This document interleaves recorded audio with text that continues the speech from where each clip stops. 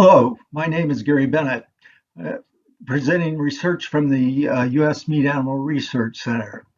Title of this presentation is Calvingese Cows, Optimal or Extreme?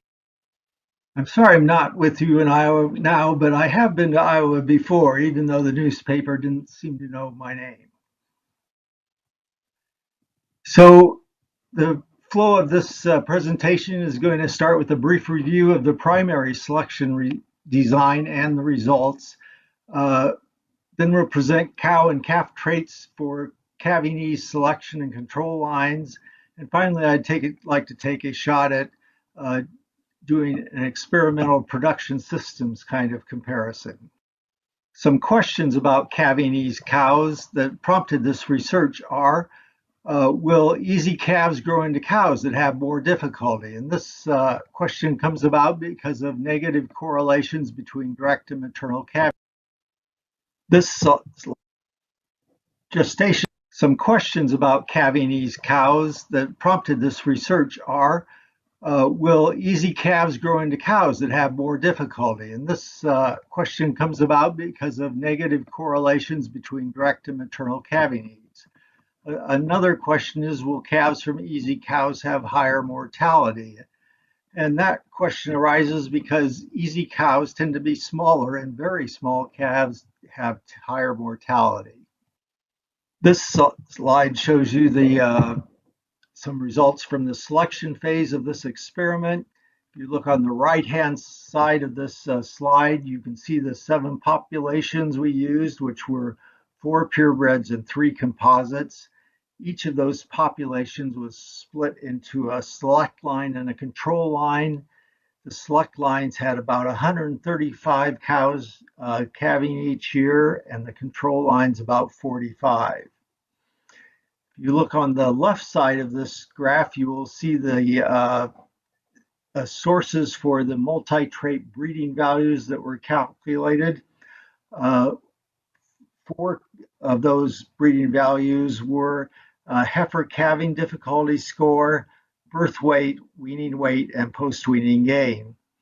For the heifer calving difficulty score, we only used those scores on first calf heifers and ignored scores that were done on cows. For the other traits, we used data from all the calves we had. As you can see at the top of this slide, that selecting control lines were selected for similar or the same yearling weights. Yearling weight was selected to increase in the purebred populations and to not change in the composite populations. But in the select lines, Calvingese was selected for improvement, and in the control lines, birth weight was selected for average, or in those purebreds that were being increased, kind of proportional changes to the changes that were being made in yearling weight. You can see in the middle of this graph that heifer calving difficulty scores are one of the results of this selection phase of this experiment. This is a graph of heifer calving difficulty score. There are 4 lines in this graph that extend from 1993, which was the first year calves were born, through 1999, which was the last year of the selection phase. The upper line is the control trend for direct calving difficulty score, and the lower line is the select line trend for direct calving difficulty score. The middle 2 lines are for maternal control and select lines, and they really didn't seem to differ. You can take a small bit of statistical advice here, and you can see that when we have 3 times as many cows in select lines as control lines, that the lines that you get for trends are a lot smoother. gestation length was available for cows bred by AI, but was not used as a correlated trait for birth weight or calving ease breeding values. I'm just mentioning that now because that might come up later in discussion. The results of the selection part of this experiment for calving ease and yearling weight is shown in this slide. The numbers here are the difference between select lines and control lines for the first year of the experiment in 1993 and the last year in 1999. Select lines had shorter gestation length by about 2 days. Birth weight was less in select lines by, on average, about 5 pounds. Heifer calving assistance was decreased in the select lines considerably, as was heifer calving difficulty score. Weaning weight didn't differ across the whole experiment and was not different between select and control lines. Yearling weight on average didn't differ between select and control lines, but may have been starting to trend towards reduction at the end of the experiment. Yearling height was less across the whole experiment on average, and that amount of height difference continued to increase over the length of the experiment. So now we're getting to the actual evaluation of cows, and we began this part of the experiment by randomly sampling heifers from select and control lines in each of these populations born in 1996 and 1997, towards the end of this selection phase of the experiment, but not the last 2 years. We kept about 100 select line heifers from each population and about 25 to 30 control line heifers. So the graphic here shows that we sampled these in 1996 and 1997, and because the experiment was still ongoing, the selection phase of the experiment was still ongoing, they were bred to their own line of bulls in 1998 and 1999. Once we got to the end of the selection phase in 2000, those calves were bred from both select and control lines to the same bulls, and we continued that till the end of the experiment. So the cows in this experiment were kept until their fourth calf unless they were once open or were otherwise not healthy or sustainable.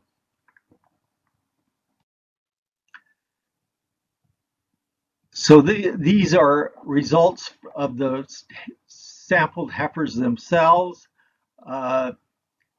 Birth weight on average differed by 5 pounds or slightly more. Weaning weight was not different again. Mature weight differed by about 45 pounds, and mature height by about 1 inch. And you remember that with height of these animals was showing up as different across the whole experiment. There was no difference in condition score here. And if you look on the left, these are our graphs of the cow weight and cow height over their age in months. It turns out that the graphs, as we saw earlier, that they were very much the same around 10 months and yearling, and then their weights started to diverge and continued to diverge to the end of this experiment. That doesn't seem to be the case for height, which started out different and continued to increase in difference. This slide shows the difference between select and control heifers for weight and height as a percent. So at birth, select lines were 92 to 93% of the control lines. At weaning, they did not differ at all. At a year, there was a slight difference in this particular set of heifers. And as they began to get older and on to predicted maturity, those differences in weight increased. Height was also different. And as we said before, at a yearling, it doesn't look as dramatic compared to weight, but the variability of height is a lot less than weight, and so all these differences were significant. You can notice also that the 92% difference at birth and 100% difference or lack of difference at weaning. If you average at 92% and 100%, you get a 96%, which is about the difference in mature weight of these cows. And this is a report of calves born per cow exposed, or because the way this experiment was done, we also expressed this as per experimental heifer at the start of the experiment. So calves born at first parity, third parity, and fourth parity, those cows did not differ. The difference here is in the second parity, when select animals had 6% more calves per cow, or 7% more per experimental heifer than did the control lines. Subsequent to that second calving, the differences on a per cow exposed basis were small and not anywhere close to significant. On a per experimental heifer, that just sort of is hanging on to the difference that occurred as a second in the second calf crop. So why is the second parity different?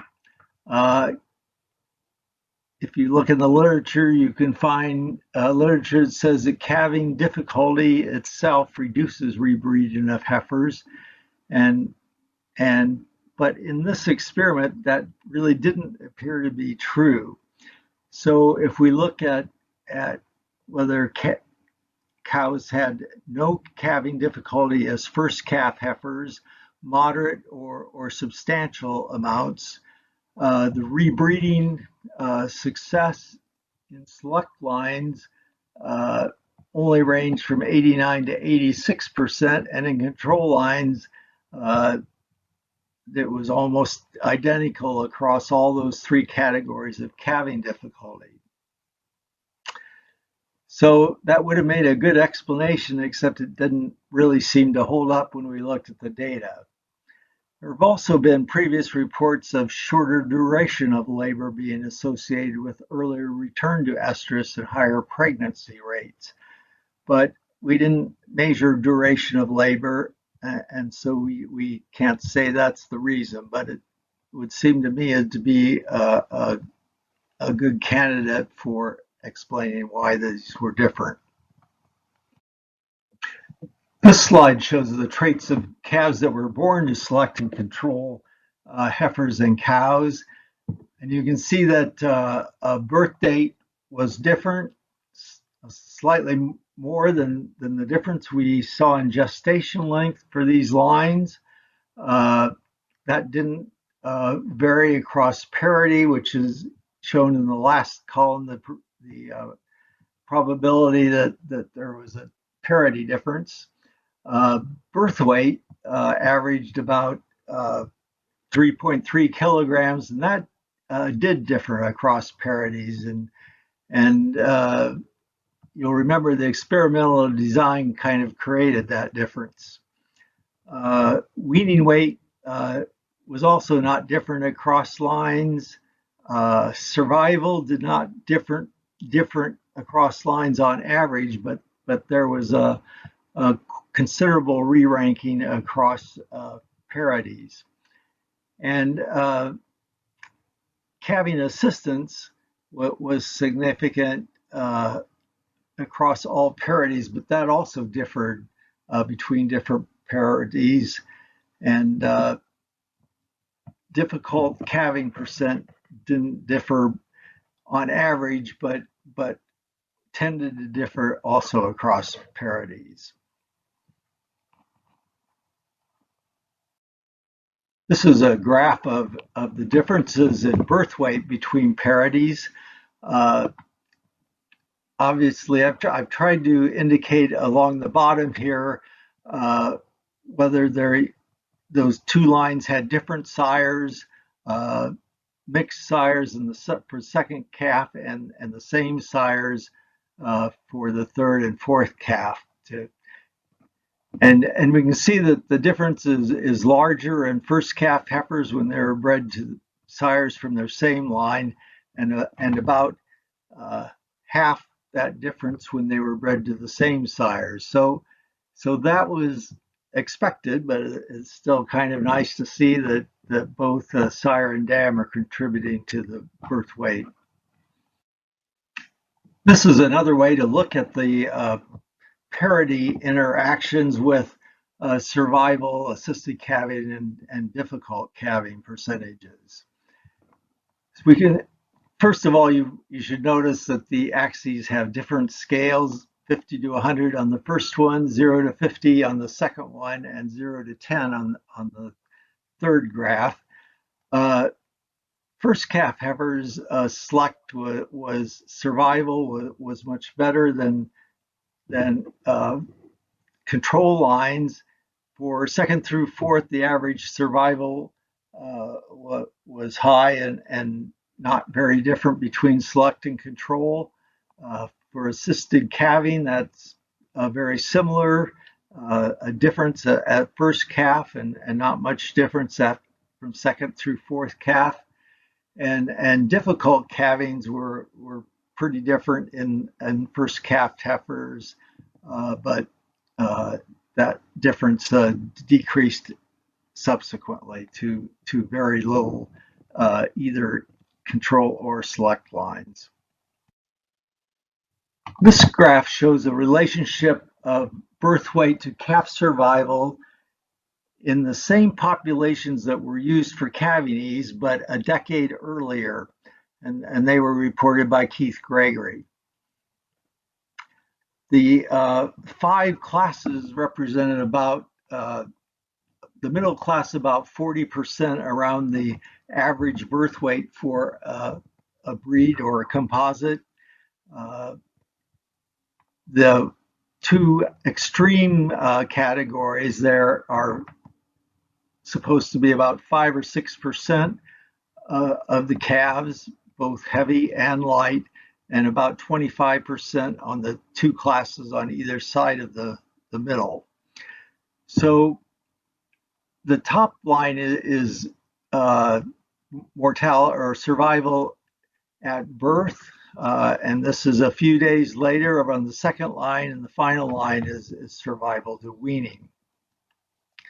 And you can see that both the 5 or 6% of animals that are heavy die, and that is early on in their life, and that is probably due to calving difficulty mostly. The light ones also tend to die, and they tend to die a little bit later in life. I have tried to compare survival to weaning in this experiment with what Dr. Gregory had found in the previous decade.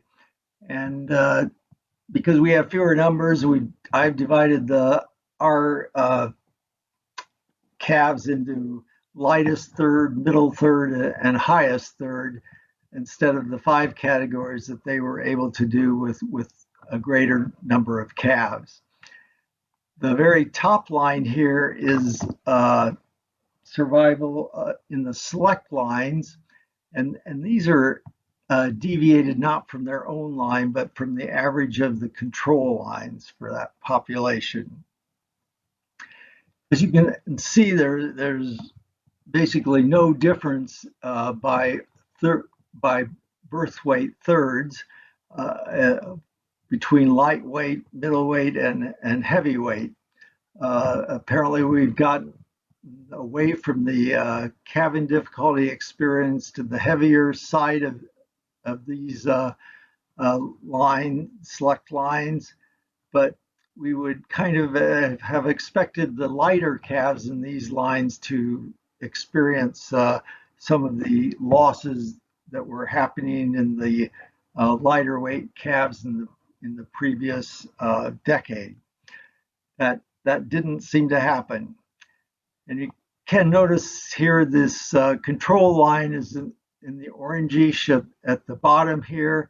It is actually very close to the results of the previous decade for these populations. So it seems that the select line survival has increased due to the heifer calving difficulty selection compared to both the previous decade and the control lines, and does not seem to be predicted by the curve that we had seen in the decade earlier. So why was calf survival increased in select lines? Well, I have some thoughts. Selection was on calving ease, which might have reduced duration of labor and resulted in a more vigorous calf across all birth weights. Genetically, smaller calves may not be at a disadvantage, unlike the phenotypically smaller calves that we see when we just look at a calf crop and look at the small ones and the large ones and the intermediate ones. And also, selection only decreased gestation length by about 2 days. If EPDs were calculated for calving ease using gestation length, we might have decreased gestation length below optimal viability. But that didn't happen in these lines. We're now to the experimental systems comparison of these lines, and I'm going to call this "What you see is not always what you get." So, systems comparisons basically unadjust results, and compared to when we look at animals, like I just got through showing you. And there's different ways you can go about doing that. One is computational models. One is experimental comparison of systems, and one is kind of farm production unit surveys. Each of these has advantages and disadvantages. Experimental comparisons are kind of limited to a very few comparisons, although some of the biases you might find in surveys or some of the imperfect knowledge of how things work that are in computational models are avoided.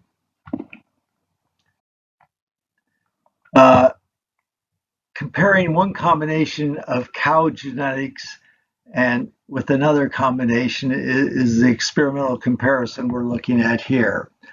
So both systems are once open cull, maximum of 4 calvings.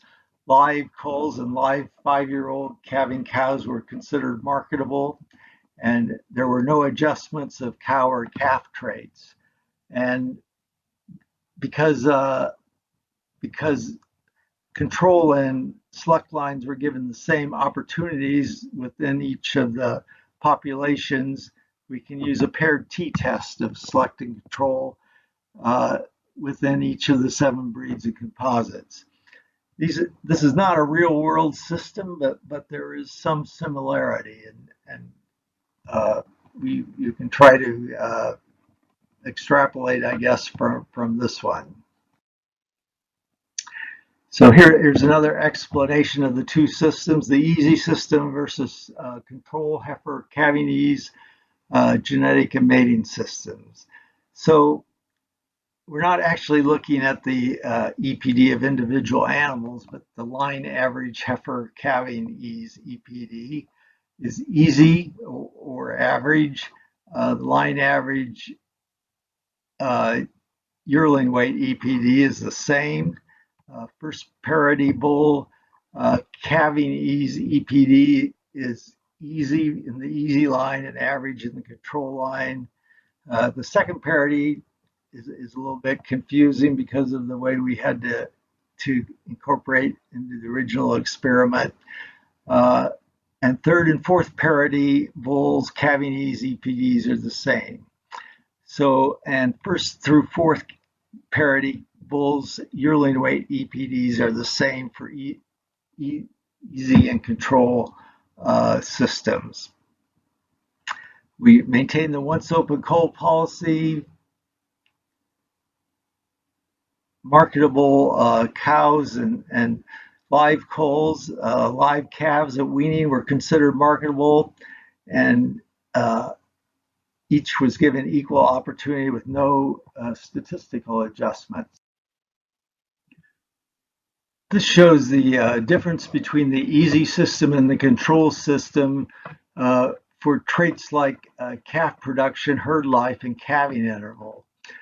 These are expressed as per original heifer starting the experiment. And the only thing that was significant in this was assisted calvings over the lifetime of the original heifer, or the herd life, at least, of the original heifer. There are many of these things that are kind of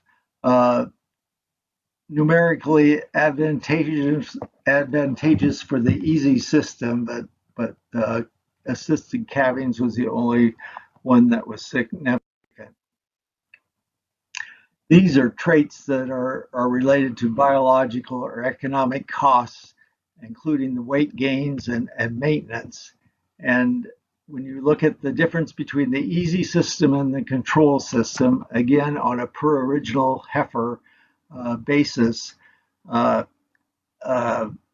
of these things are significant except the gain of suckled calves and also the lactation time, which goes with the gain of suckled calves, which means that per original heifer, the accumulation of things that we saw in the last slide, like herd life and those kinds of things, result in a gain in calf weight at weaning. And finally, these are some of the kind of marketable weights. Again, kilograms per original heifer, and there's a difference in cow weights. Cows that are less than 32 months when they were culled are greater for the control system. Cows greater than 32 months of age when they were culled is more for the easy system. And those are significant, as well as wean calf weight. This second to the bottom row there is net wean calf, and we got that by subtracting the original weight of the experimental heifer from the weight of wean calf kilograms. All of those things were significant or nearly significant, and in order to put different values on things like cows greater than 32 months of age and net wean calf, I chose values of 0.7 for younger cows, 0.3 for older cows, and 1 for net wean calf. So those are not economically researched values, but you can put whatever you want and do the same thing I'm about to do with this. So the value that we took from the last one, the weightings that we took to get value are used to calculate the inputs for 100 kilograms of net value from the last slide. So the things that make up that are like the number of heifers that enter a herd to get 100 kilograms of value. There's fewer in the easy system. Cow weight gain during is less. Calf weight gain is more. Weight gain of the fetus is less. Cow maintenance is less, but pretty similar. Lactation time is more, as we saw earlier. Assisted calvings are less, and difficult calvings are less, and malpresentations happen to be less too, because we're dealing with a few less calvings. So the only costs really that are increased in easy is the cost of calf weight gain, including the lactation time of the cows that would take to get that extra gain. So finally, in summary, cows from the calving ease selection line had significantly smaller mature weights and heights and may have smaller maintenance costs on a per cow basis. Calving ease cows had better calf survival and were more likely to rebreed and produce a second calf.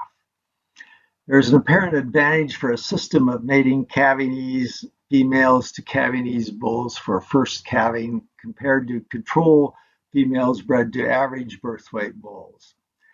A future research question is why is calf survival so unexpectedly good for calving ease heifers? And that concludes my presentation. I